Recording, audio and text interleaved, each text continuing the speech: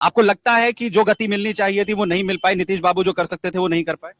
बहुत हद तक किए हैं, लेकिन और भी बाकी है करने के लिए, क्योंकि लड़कियों को वो चीज मिल नहीं रहा, प्लेटफॉर्म जो उनको वाकई चाहिए। वो पहले के मुताबिक अभी वो सेफ हैं, कह सकते। जैसे पहले मैं मुझे जहां तक जानकारी है कि पटना में या बिहार में पहले लड़कियों को बाहर निकलना मुश्किल होता था, उसके बनिस्बत है, लेकिन अभी भी इस पर और भी बहुत सारे काम करने की जरूरत है।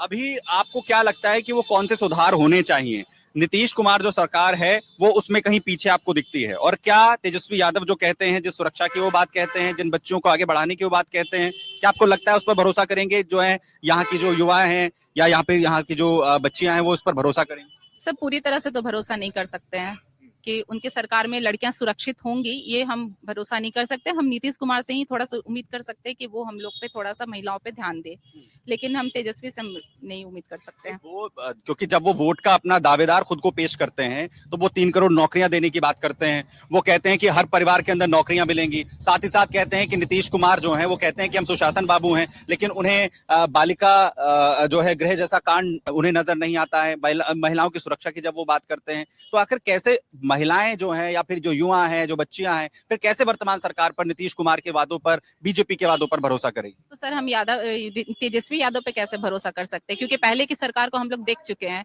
क्या उस समय लड़कियां सेफ थी? 6 बजे के बाद वो बाहर नहीं निकल सकती थी। वो हम लोग को नहीं राज चाहिए। उस समय तो हम लोग साक्षात देखे हुए, बिहार में लड़कियां पहले सुरक्षित नहीं थी। अभी हम लोग 10 बजे रात में भी लड़कियां बाहर निकल रही हैं। क्या ये पहले होता था?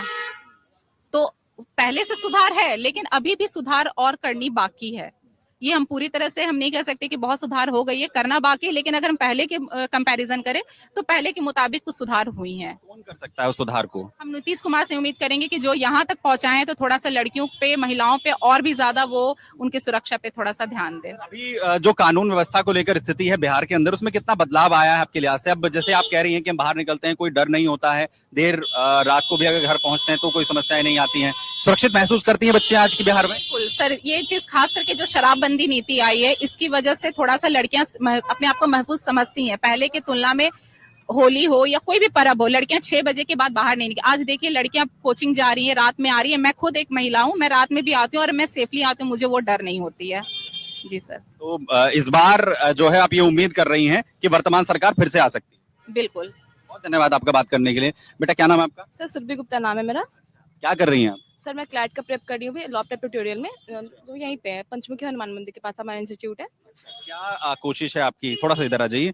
आपकी क्या कोशिश है इस बार जो आप तैयारी कर रही हैं लॉ की, कि पटना में ही कॉलेज जो है वो मिल जाए या फिर कहीं बाहर जाकर तैयारी करने का इरादा है? क्या तैयारी है? सर स्पेशली हम लोग ना जो बच्चे क्लैट का को प्रेप कर रहे हैं, उन्हें एनएलयू चाहिए होता है। नेशनल यूनिवर्सिटी जो है ना, वो पूरे इंडिया में 27 एनएलयू है, बट हमारे स्टेट में एक ही एनएलयू और बाकी सारे स्टेट में 2-2 एनएलयू है। तो मैं गवर्नमेंट से मतलब उनसे कहना चाहती हूँ कि प्लीज हमारे लिए एटलीस्ट, हम बिहार के बच्चों के लिए एटलीस्ट एक एनएलयू और होना चाहिए, जिनके लिए हमें पिटीशन फाइल किया अभी हाई कोर्ट में, ताकि एक एनएलयू, बाकी सारे स्टेट्स में सारे स्टेट के बच्चों को 2-2 एनएलयू, उनके पास रिजर्वेशन भी 90%, लेकिन हमारे लिए कोई रिजर्वेशन नहीं है और हमारे लिए एक ही एनएलयू, सीट्स कम है।